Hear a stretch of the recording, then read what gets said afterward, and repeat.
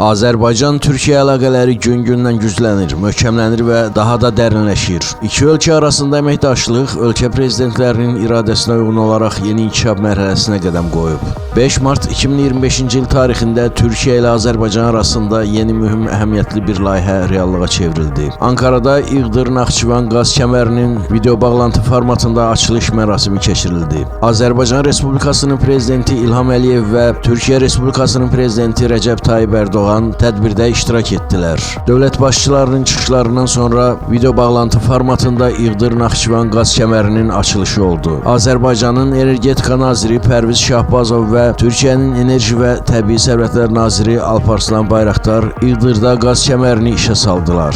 Açılış mərasimində çıxış edən prezident İlham Əliyev bildirdi ki, bu layihə Naxçıvanın enerji təhlükəsizliyini təmin edəcək.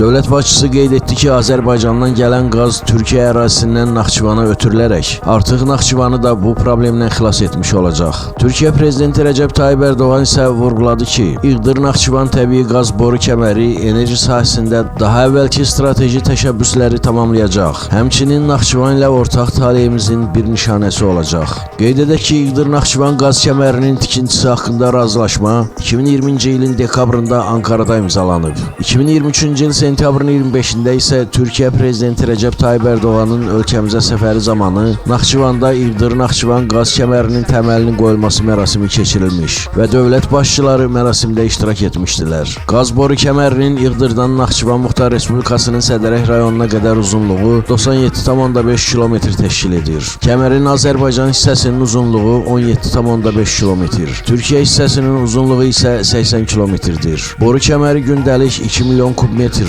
ildə isə 730 milyon kubmetr qaz ötürmək qabiliyyətinə malikdir ki, bununla da Naxçıvanın təbii qaza tələbatı tamamilə ödəniləcək.